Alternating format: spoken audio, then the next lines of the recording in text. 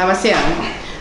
Ini adalah video lanjutan yang kemarin ya, mungkin saudara masih ingat bahwa saya menjelaskan mengenai jual beli dagang, di mana jual beli dagang ini merupakan suatu praktek ekspor impor di dalam bahasa awam. Di dalam bahasa hukum kita mengenal sebagai jual beli dagang. Jual beli dagang ini bisa dilakukan secara domestik, juga bisa dilakukan dengan melewati batas negara. Yang akan kita bahas di sini tentu saja melanjutkan dari yang pembahasan pada waktu yang sudah lalu dalam video sebelumnya adalah mengenai jual beli dagang yang dilakukan yang melewati batas negara. Nah, misalnya saya ilustrasikan seperti ini bahwa penjual ini adalah seorang yang mempunyai kebangsaan Indonesia. Kemudian dia bertemu dengan seorang pembeli, ya, di mana pembeli ini dia mempunyai warga merupakan kebangsaan Malaysia, ya, misalnya ini contoh saja ya. Kemudian mereka hendak melakukan suatu kesepakatan terlebih dahulu tentunya. Misalnya contohnya adalah seorang berkewarganegaraan Indonesia, kemudian dia bertemu dengan temannya yang berkewarganegaraan Malaysia, ya. Ya, di sini dikatakanlah bahwa orang Indonesia ini merupakan importir, atau kita sebut di sini sebagai seorang buyer, dan kemudian berkewarganegaraan Malaysia ini adalah sebagai seller, atau kita lihat sebagai penjual, ya, atau dalam bahasa jual beli dagang dinamakan sebagai eksportir. Nah, di sini mereka sudah saling sepakat untuk melakukan jual beli atas komoditas tertentu. Nah, tentu saja sebelum kesepakatan ini terjadi, ya, mereka akan melakukan beberapa hal. Misalnya, hal yang pertama, mereka akan melakukan surat menyurat terlebih dahulu antara penjual dengan pembeli. Yang pertama adalah permohonan import dari pembeli kepada penjual. Kemudian setelah itu penjual akan membalas dengan memberikan suatu quotation. Setelah itu quotation selesai, maka pembeli juga akan melakukan purchase order, dan setelah itu purchase order akan dilakukan dengan suatu invoice. Nah, setelah invoice ini terjadi, barulah mereka menandatangani kesepakatan jual beli, atau yang kemarin kita katakan sebagai sales of contract, ya. Nah, sales of contract agreement inilah ya kita loncat karena kemarin kita bahas tentang penjual beliannya melakukan, katakan melalui LC pembayarannya. Nah, setelah LC dibuat, pembayaran oke, confirm seperti yang dibahas dalam video yang lalu, maka mereka akan menerbitkan bill of lading. Nah, di dalam bill of lading ini merupakan suatu surat pengapalan atau dokumen pengapalan bagi produk yang mereka jual belikan. Nah, ketika bill of lading ini sudah ada, maka ketika barang sampai di tempat tujuan, ya, terjadilah bagaimana tata cara penyerahan barang. Tata cara penyerahan barang ini ada di dalam bill of lading. Akan tetapi kita juga harus lihat bahwa seperti dijelaskan bahwa penyerahan barang ini dilakukan dengan cara memakai apa yang kita sebut sebagai ICC Incoterm, di mana ICC ini merupakan International Chambers of Commerce yang menghasilkan International Commercial Terms yang dari tahun 80 itu sudah berubah setiap 10 tahun sekali. Nah, setiap 10 tahun sekali sejak tahun 1980 ICC Incoterm ini sudah melakukan berbagai macam perubahan, dan yang terakhir ini adalah Incoterm 2020. Jadi ada beberapa macam Incoterm, mulai dari tahun 1953, 1967, kemudian 1980, 1990, tahun 2000, tahun 2010, dan tahun 2020. Barangkali perlu saya jelaskan terlebih dahulu bahwa ICC Incoterm atau International Commercial of Term ini disebutkan bahwa di dalam guidance-nya are not law or binding. Jadi dia bukan merupakan suatu hukum atau mengikat bagi para pihak. Akan tetapi biasanya ICC Incoterm ini digunakan sebagai guidance guide. Jadi digunakan sebagai suatu guide yang untuk memperlihatkan bagaimana barang ini akan dibawa dan bagaimana barang ini akan diserahkan dari pembeli kepada penjual. Nah, kemudian di dalam ICC Incoterm juga para pihak ini mempunyai kewajiban untuk para pihak ini mempunyai kewajiban untuk mengarrangement siapa yang melakukan perjanjian transportasi, kemudian siapa yang melakukan pembayaran, dan ini semua akan diatur di dalam ICC Incoterm. Kemudian dan yang lebih jauh lagi bahwa mereka memang mempunyai suatu pertanggungjawaban kapan resiko itu akan dialihkan. Misalnya resiko ini akan dialihkan di mana, kemudian juga resiko ini akan dialihkan setelah resiko beralih, siapa yang bertanggung jawab atas kehilangan atau kerusakan barang. Nah, kemudian di dalam Incoterm juga dijelaskan bahwa apa yang terjadi di antara penjual dan pembeli. Misalnya pembeli ingin merancang bahwa yang akan menghubungi perusahaan asuransi. Kemudian pembeli juga yang merancang dia ingin menghubungi perusahaan pelayaran atau shipping company. Kemudian juga pembeli yang akan menguruskan dokumen ekspor dan impor. Ya. Dari sini, ketika pembeli sudah memberikan suatu rambu-rambu bahwa saya yang akan menguruskan, maka di sini kita akan bisa melihat bagaimana peralihan resiko.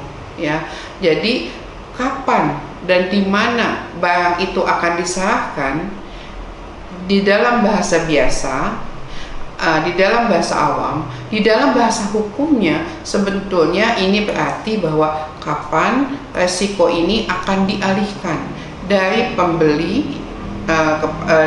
dari penjual kepada pembeli.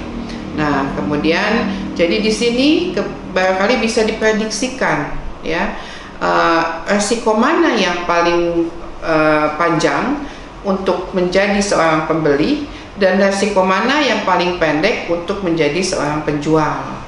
Nah, di sini disebutkan maka ICC Incoterm lah yang akan membantu para pihak untuk mengorganisasikan risiko-risiko. Setelah itu dia juga akan mengatur mengenai siapa yang akan membayar dari risiko tersebut ya. Jadi artinya which party is responsible for which cost ya. Misalnya siapa yang akan membiayai transport, siapa yang akan membiayai packaging, siapa yang akan membiayai loading, unloading, checking dan security, dan yang semuanya yang berkaitan dengan masalah keuangan.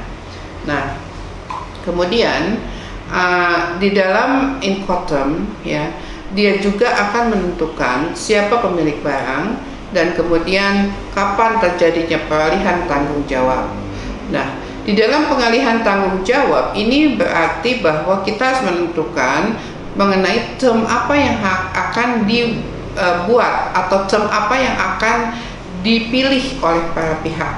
Nah, kemudian kenapa selalu terjadi setiap perubahan setiap 10 tahun sekali ya.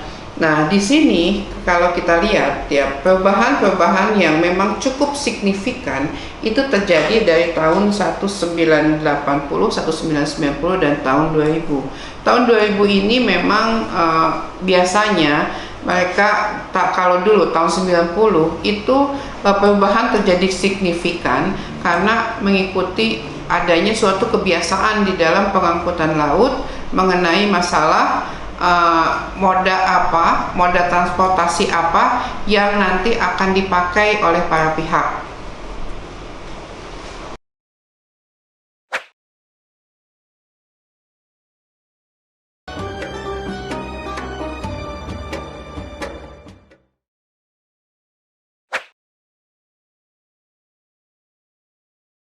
Jadi berbagai perubahan yang terjadi dari ICC Incoterm mulai dari tahun 1980, 1990 itu biasanya terjadi karena adanya perubahan yang awalnya ICC Incoterm ini biasanya mereka mengikuti kebiasaan-kebiasaan yang ada di dalam pengangkutan laut sehubungan dengan alat pengangkutan yang dipakai di dalam jual beli ekspor itu biasanya adalah angkutan laut.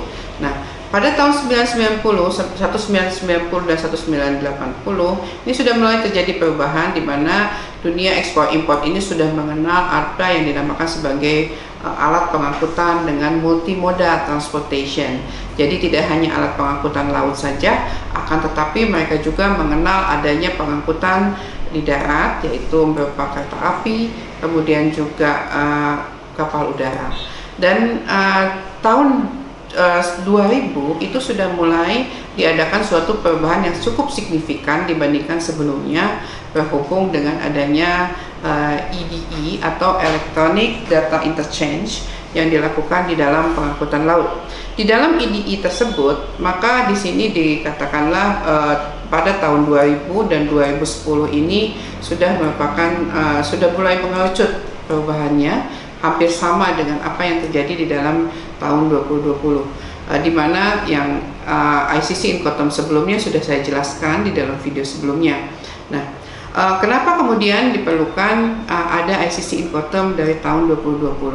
Sebetulnya guidance-nya adalah semua ICC Incoterm ini mengacu kepada hal yang sama, yaitu tadi kewajiban antara seller dan buyer, ya, di mana seller ini dia sebagai penjual, dia bertindak sebagai seorang eksportir, dan buyer di mana dia bertindak sebagai seorang importir. Nah, kemudian juga pembagian resiko di mana resikonya akan beralih, dan allocation cost. Nah, perubahan yang ada di dalam ICC Incoterm tahun 2020 sebetulnya hanya sedikit. Nah, dia masih terdiri dari 11 termin, ada 11 bedding yang ada, atau 11 syarat atau term yang ada di dalam ICC Incoterm tersebut. Tapi sebetulnya harapan yang hendak diambil oleh pemangku kebijakan, kenapa dia menciptakan ICC Incoterm tahun 2020, yaitu untuk helping user make the right choice of the rules of their self contract. Jadi di sini mereka akan membantu para pengguna untuk memilih termin yang tepat. Karena di sini dikatakan, ya, kalau kita baca di dalam ICC Incoterm tahun 2020 ini memang dia lebih user friendly dibandingkan 2010, ya. Ada satu term yang dihilangkan, yaitu DAT, Delivered at Terminal, itu sudah dihapuskan, kemudian diganti dengan DPU, yang DPU ini merupakan Delivered to Door and Unloaded was added, ya. Kenapa kemudian diceritakan DAT ini menjadi dihapuskan atau Delivered at Terminal itu dihapuskan?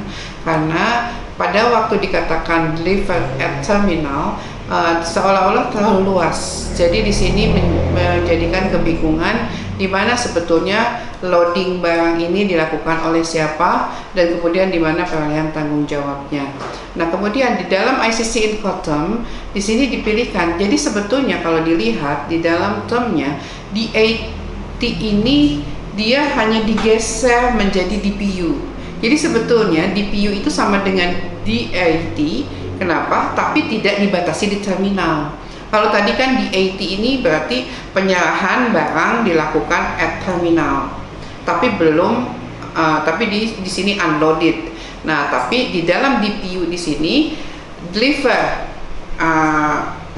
paid on delivery, kemudian ditulis di sini apa? Nah, sehingga di sini dituliskan bahwa pasti delivered, ya, dan kemudian dalam keadaan unloaded, ya. Dan di sini dikatakan place-nya di mana.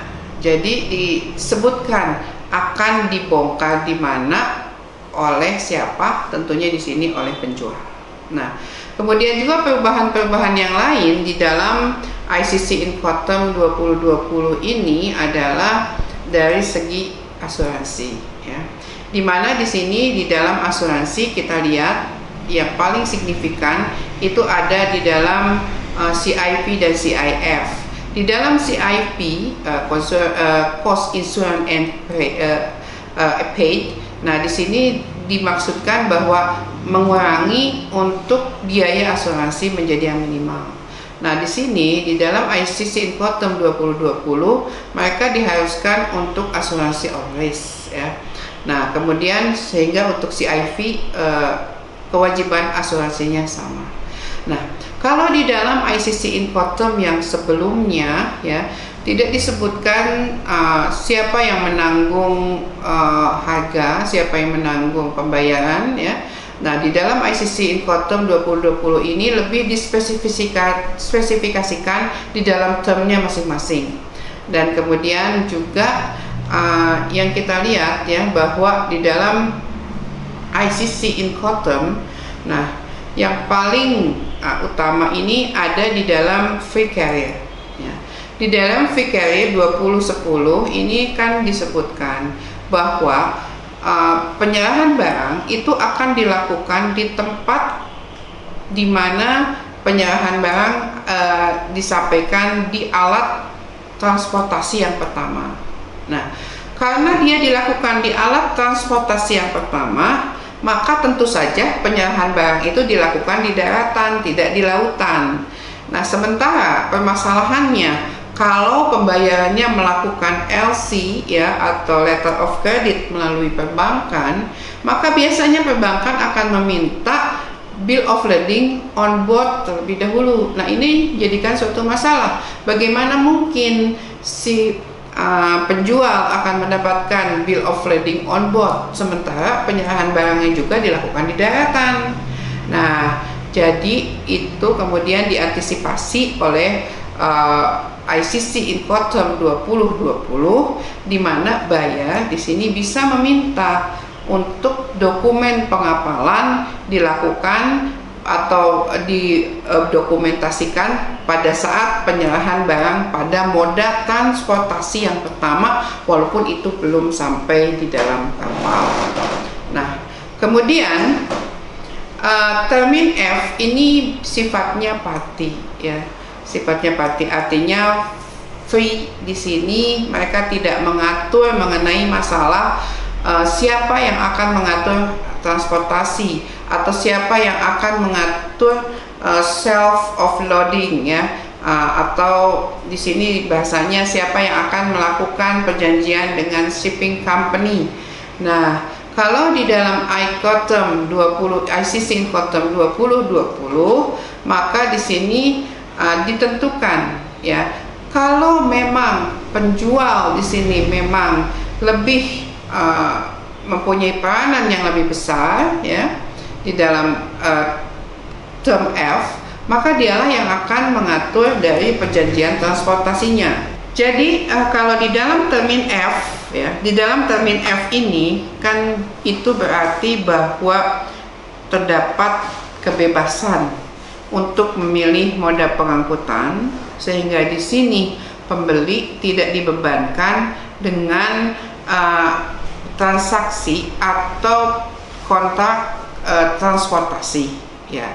Nah, karena itu di dalam ICC Incoterm 2020 maka yang mengatur untuk perjanjian transportasi itu diserahkan kepada pembeli. Nah, kalau di dalam termin D ya, karena kebanyakan diatur oleh penjual, maka di dalam termin D penjualah yang akan mengatur perjanjian transportasi. Nah, kemudian tadi seperti dikatakan bahwa DAT itu digeser kepada DAP sehingga terminal ini diluaskan penerjemahannya menjadi delivered at place unloaded. Nah, DAP digeser menjadi DPU di mana seller melakukan pembongkaran dan kemudian loading ini ada di tangan penjual.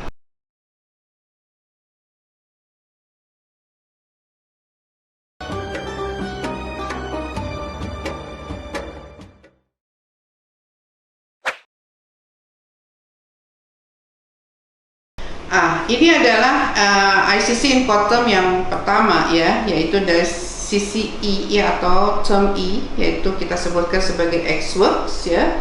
Nah, ex-works itu name place of delivery. Nah, di sini katakanlah ini adalah gudang dari penjual ya, gudang dari penjual. Nah, kewajiban utama dari penjual itu adalah apa? Hanya menyediakan barangnya di tempat penjualannya saja. Jadi penjual di sini saja habis, ya, habis untuk masa kewajibannya. Setelah itu barang akan dibawa oleh pembeli, ya. Nah, di sini kewajiban ini disebut sebagai kewajiban penjualan perangko gudang. Nah, jadi di sini pembeli, ya, ini adalah gudang pembeli. Pembeli yang harus datang ke tempat penjual. Tentunya pembeli tidak datang langsung ke tempat penjual, akan tetapi tentu saja mungkin nanti pembeli, karena tadi antara Indonesia dengan Malaysia, pembeli dari Indonesia akan mengirimkan agennya yang ada di Malaysia untuk melakukan pembawaan atau mengambil barang di tempat gudang penjual. Setelah itu dialah yang akan menguruskan mengenai pertama masalah ekspor, masalah dokumen, masalah formalitas, ya, kemudian ongkos-ongkos. Nah, kemudian di sini dia akan juga melakukan perjanjian dengan pengangkutan yang pertama sampai dengan pengangkutan laut, ya. Karena di sini dia juga yang akan menguruskan clear for export dilakukan oleh pembeli. Sehingga kalau kita katakan bahwa di dalam export ini kewajiban carriage, resiko, dan cost ini semua ditanggung oleh pembeli, ya. Dimana penjual ini dia biasanya hanya menyerahkan barang begitu saja. Nah, biasanya ini terjadi apabila penjualnya masih dalam skala kecil, dia tidak mempunyai bargaining posisi yang kuat terhadap pembeli, sehingga semuanya diatur oleh pembeli. Artinya di sini pembeli yang mempunyai kekuatan negosiasi yang lebih tinggi, ya. Ini yang dinamakan sebagai export, ya. Kemudian yang keduanya adalah Group F, ya. Group F yang pertama adalah free carrier. Nah, free carrier kalau kita lihat seperti tadi dikatakan bahwa free carrier ini yang pertama, ya, dia akan yang dilakukan oleh penjual memang agak cukup luas. Nah, ini dilihat dari segi panah di sini, di mana penjual ini akan menyerahkan barangnya di mana? Di tempat pertama, moda pertama diangkut, ya. Jadi tapi Anda lihat di sini bahwa bedanya tadi dengan ex-works, ya, di dalam selain memang barangnya lebih jauh dari tempat penjual, maka di sini juga penjual harus menguruskan semacam clear for export, ya. Setelah barang ditempatkan atau diserahkan di tempat moda pertama. Nah, ini dilihat bisa saja moda pertamanya itu adalah kapal udara, kemudian misalnya ini kereta api, ini mobil, kemudian kapal, katakanlah kapal yang ada di sungai. Nah, kemudian nanti dialah yang akan melakukan penjualan. Nah, setelah ini disinilah terjadi perubahan atau peralihan resiko dari pembeli kepada penjual. Nah, tadi dikatakan, ya, sebagaimana kita sebutkan bahwa free carrier di dalam tahun 2010 dan 2020 memang agak berbeda. Di mana di dalam tahun 2020, ya, biasanya di sini, ya, ketika barang ada di atas kapal, maka disinilah diserahkan bill of lading on board, karena memang semua dilakukan di atas kapal. Akan tetapi karena kita lihat ada kesenjangan di mana barang pertama dimasukkan tidak di atas kapal tapi di daratan, maka di sini terjadilah kesenjangan. Oleh sebab itulah maka ICC Incoterm 2020 ini merupakan suatu solusi terhadap kebimbangan kalau misalnya pembeli ini melakukan pembayaran melalui LC, ya. Nah, kemudian free carrier di sini juga, ya, kalau kita lihat ini merupakan dilakukan pertama kali, ya, untuk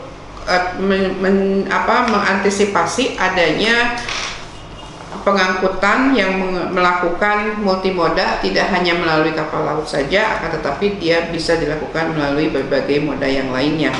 Nah, di sini dikatakan bahwa free carrier name place of delivery.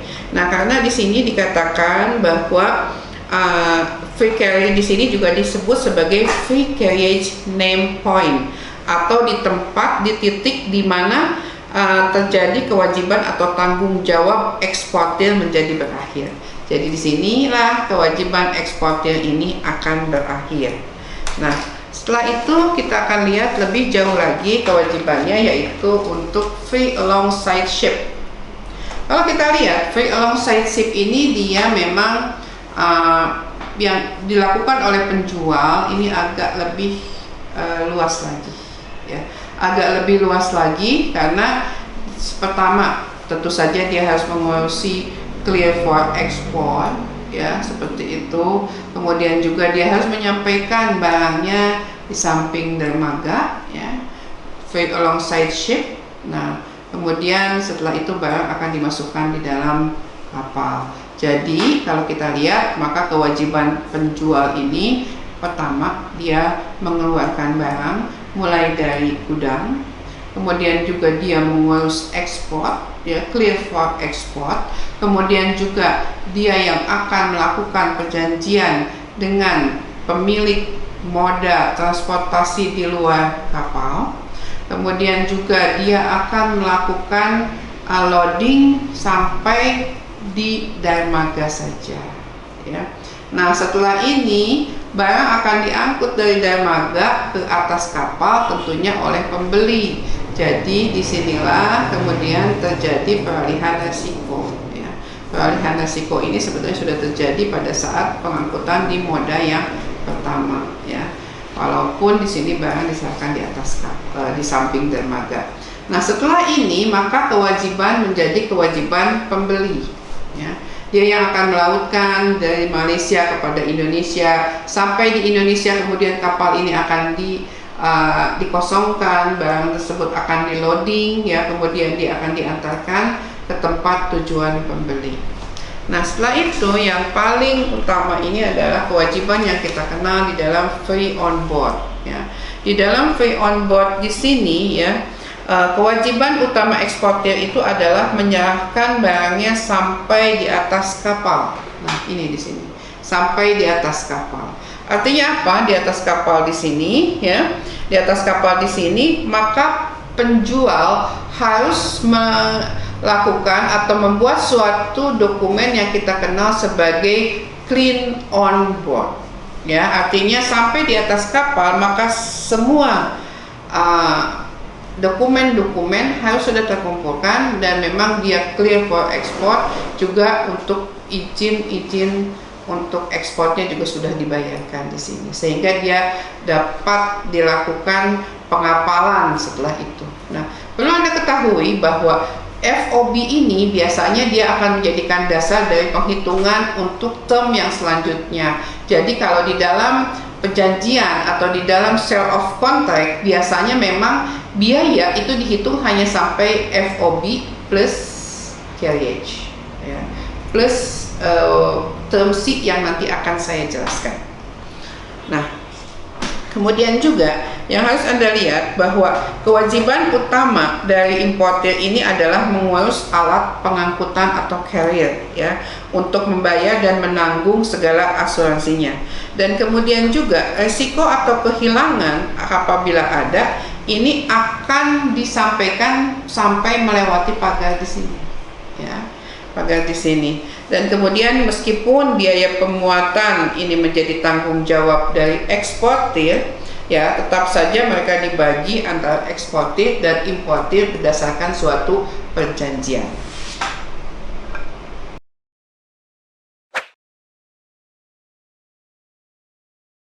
Selanjutnya adalah term C. Ya, term C ini adalah kelanjutan dari term F. Ya, kalau tadi F ini kan free, ya, free-nya artinya bebas biaya pengangkutan.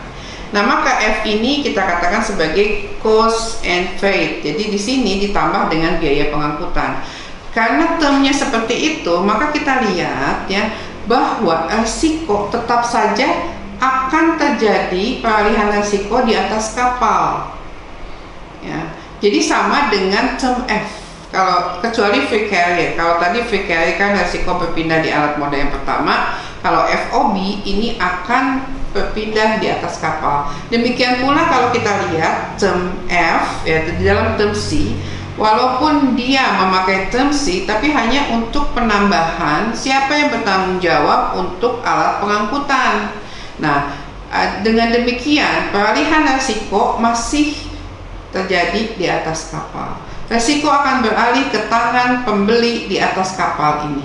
Ya. Setelah melewati kapal ini, maka pembelilah yang akan menanggung. Misalnya kalau di sini terjadi suatu badai atau terjadi suatu malapetaka laut, maka risiko akan dialihkan kepada pembeli. Kan tetapi kalau di dalam term yang lainnya, ya misalnya katakanlah terjadi jatuh barangnya di sini sebelum masuk di dalam kapal. Nah, kalau memakai risiko C, maka tentu saja tanggung jawab ini masih ada pada tangan penjual. Jadi Anda lihat di sini, penjual ini tanggung jawabnya sampai di sini. Ini lihat, ini adalah batas laut ya, batas laut Indonesia, Malaysia, dan ini adalah laut Indonesia. Ya. Nah, jadi di dalam di sini ya, kalau kita lihat, selain dia menambahkan ongkos pengangkutan, dia juga harus menambahkan ongkos apa? Yaitu ongkos untuk asuransi ya. Kalau dulu di dalam ICC Incoterm 2010 seolah-olah di dalam cost and freight ini tidak menjadi masalah untuk tidak adanya asuransi, akan tetapi di dalam Incoterm 2020 ini asuransi tetap diwajibkan, hanya mungkin kewajibannya ada pada tangan siapa. Nah, di sini kita lihat ya, siapa yang akan menanggung biaya-biaya. Nah, di sini kita lihat bahwa loading ini akan ditanggung oleh penjual, kemudian juga loading name of place or port of shipment itu juga akan ditanggung oleh penjual, delivery juga akan ditanggung oleh penjual, dan kemudian pengangkutan oleh alat pengangkutan utama juga akan ditanggung oleh penjual. Tapi di sini sudah dalam keadaan clear for export. Nah, kemudian yang lebih jauh dari sini adalah CIF ya. Kalau kita lihat ya, di sini Anda lihat perbandingannya antara CIF dengan CFR ini hampir sama, hanya CIF ini dia menggunakan insurance. Jadi bedanya penjual juga yang akan membayarkan insurance. Nah, tapi bedanya di sini tadi apa? Kalau di dalam CIF, maka insurannya yang dipakai adalah insuran yang A, ya, klausul A. Kalau di dalam CIF ini, CFR ini, dia akan memakai insurance dengan klausul C. Nah, tapi di dalam ICC Incoterm 2020 semuanya harus sama, ya, harus mempunyai asuransi yang sudah dibayarkan tertanggung secara maksimal. Nah, kemudian setelah CIP ya, kita lihat juga adanya CPT. Nah, CPT di sini adalah ya, apa bedanya CPT dengan ini? Kalau kita lihat CPT ini kita bandingkan dengan cost and freight dan cost paid to ya. Nah, kalau dilihat di sini, maka di dalam cost paid to di sini ya, carriers ini ditentukan namanya di mana, destinasinya di mana, loadingnya di mana, disebutkan di sini. Nah, kalau di dalam CF cost and freight di sini ya, kita lihat bahwa carriers-nya itu hanya bertanggung jawab sampai di mana? Sampai di pelabuhan saja ya. Sementara kalau di sini di dalam carriers paid to, karena di sini sebetulnya to di sini harusnya titik-titik ya. Jadi di sini berisi tentang name place of destination, misalnya to Bandung, nah, berarti atau to Gede Bage, maka di Gede Bage lah terjadi di sini loading ya, kemudian juga pembayaran juga pengangkutan sampai di Gede Bage, tidak di pelabuhan. Kalau ini masih di pelabuhan, kalau yang sebelumnya masih di pelabuhan. Nah, kemudian yang kita lihat ya, apa saja yang dibayarkan oleh penjual di dalam carriage paid ini atau CPT di sini. Di sini dia membayar untuk dokumen ekspor, dia juga membayar untuk loading sampai di tempat di dermaga, kemudian sampai untuk kemudian dikapalkan, dan kemudian biaya yang akan ditangguhkan untuk alat pengangkutan. Kemudian juga di sini dia juga harus membayar semua multimoda yang mungkin akan digunakan di dalam pengangkutan tersebut sampai kemudian di pelabuhan yang dituju, yaitu Pelabuhan Indonesia. Nah, setelah di Pelabuhan Indonesia, kemudian barang itu kan akan discharge, ya, akan diangkut, akan dikeluarkan dari kapal. Itu juga masih biaya penjual. Kemudian setelah itu barang akan disampaikan ke terminal. Dari terminal itu akan disampaikan ke alat pengangkutan yang pertama. Nah, apa yang Anda bayangkan? Berarti sebetulnya yang dibayangkan ini sama dengan kebalikan dari free carrier. Hanya free carrier ini ada di sini kan, di dalam pelabuhan, masih di pelabuhan penjual. Kalau CPT ini terjadi di pelabuhan pembeli, ya, atau sesudah melewati pelabuhan pembeli. Nah, ini akan tetapi dia harus diturunkan kepada alat multimoda yang lainnya. Nah, jadi kita bandingkan dengan CIP. Nah, sebetulnya antara CIP dengan carriage paid to ini hampir sama, ya, hampir sama. Anda lihat bandingannya di sini sama, ya. Carriage-nya sampai kepada alat pengangkutan yang pertama di pelabuhan destinasi, ini juga sama di pelabuhan destinasi, ya. Resikonya juga Anda lihat di sini, ya. Pilihan resikonya di mana, yaitu di alat moda transportasi yang pertama juga sama, ya. Kemudian cost-nya juga sama, hanya bedanya apa? Di sini dengan ditambahkan dengan insurance, ya. Di sini ada biaya insurance ditanggung oleh penjual. Sementara di sini bukan berarti tidak ada insurance, tapi di sini insurance ditanggung oleh pembeli. Yang tadi bedanya antara 2010 dengan 2020, insurance di sini harus merupakan insurance yang maksimum atau klausul A, ya. Seperti itu. Nah, kemudian, yang ini yang kemudian terjadi perubahan yang cukup signifikan, ya. Perubahan yang cukup signifikan di dalam term D.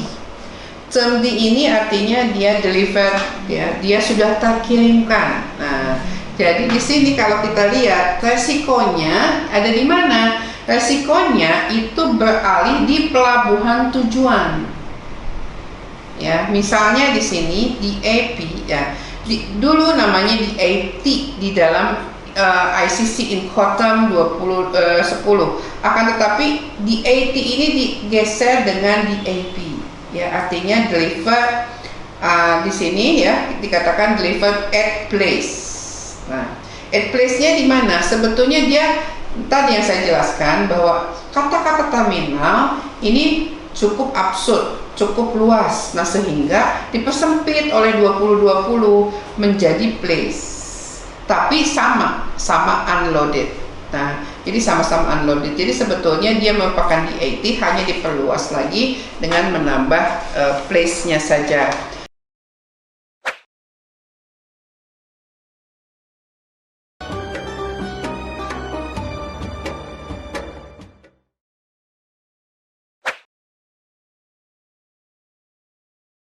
Jadi tadi sebetulnya DAP, ya, yang ada di dalam ICC Incoterm ini hanya menggeser saja dari peralihan resiko yang ada di dalam DAT, yang ada di dalam ICC Incoterm 2010. Nah, kemudian DAP di sini digeser menjadi DPU, yaitu delivery at place unloaded. Jadi di sini sama-sama unloaded, ya. Nah, tentu saja di sini berarti ada kewajiban penjual untuk melakukan pembongkaran. Nah, di mana dibongkarnya? At place, tentu saja di tempat yang sudah ditujukan, di tempat yang sudah disebutkan di dalam perjanjian, ya. Di mana misalnya tadi katakanlah ini di Gede Bage setelah memakai kereta api, ya, seperti itu. Nah, berarti di sini ada perluasan dari tempat delivered at place di sini menjadi delivered place unloaded. ya, seperti itu. Kalau di sini kan tidak dikatakan apakah sudah loaded atau tidak, sudah dibongkar atau tidak, jadi lebih jelas lagi di sini. Nah, kemudian yang terakhir, dan saya harus katakan bahwa DPU sini adalah merupakan suatu bentuk yang baru di dalam ICC Incoterm yang sebelumnya tidak ada di dalam ICC Incoterm 2010. Nah, kemudian yang terakhir adalah DDP, ya, di mana DDP ini penjual yang melakukan segalanya, ya, sehingga pembeli tidak melakukan apa-apa sampai kemudian barang tersebut sampai di tangan pembeli. Nah, jadi kalau kita lihat di dalam ICC Incoterm yang 11 ini, dari mulai ex-works, free carrier, carriage pay to, CIP atau kita sebut sebagai carriage insurance pay to, kemudian DAP atau delivered at place, DDP, ya, delivered duty paid, ya. Nah, di sini kalau kita lihat di antara semuanya, ya, selain ada freight alongside ship, FOB, cost and freight, dan CIF, itu saja kita bisa lihat bahwa di sini ternyata terbagi menjadi 3 kalau dari segi hal warna, ya. Dari yang kalau kita lihat yang merah, ya, ini indicates bahwa ada kewajiban dari penjual yang lebih lengkap. Kemudian kalau yellow ini indicate adanya mengidentifikasikan adanya obligasi atau kewajiban dari penjual. Dan kemudian kalau green, nah di sini green, kalau green ini berarti dia biasanya menandakan adanya kewajiban saling berbagi. Misalnya siapa yang clean for export, siapa yang clean for import, ya, siapa kemudian yang mengurusi biaya-biaya masuk, siapa yang mengurusi biaya keluar, dan seterusnya. Nah, sehingga bisa Anda bayangkan dari 11 ini kira-kira mana yang mendatangkan devisa yang paling banyak untuk Indonesia dan mana yang memakan devisa paling banyak untuk di Indonesia. Jadi kalau dari 11 ini bisa kita simpulkan ada satu term yang paling menghemat devisa, tapi ada satu term yang paling memboroskan devisa Indonesia. Nah, tentu saja pertanyaannya itu harus Anda jawab setelah Anda membaca slide yang saya berikan di kelas nanti, ya. Sekian kuliah kita kali ini bersama saya Irma Rahmawati, bekerja sama dengan program Magister Kenotariatan Pasca Sarjana Unpas, juga PAS TV, hanya di channel YouTube PAS TV, dan Anda bisa lihat di www.pasjabar.com. Tetap di rumah, jaga kesehatan. Terima kasih. Wassalamualaikum warahmatullahi wabarakatuh.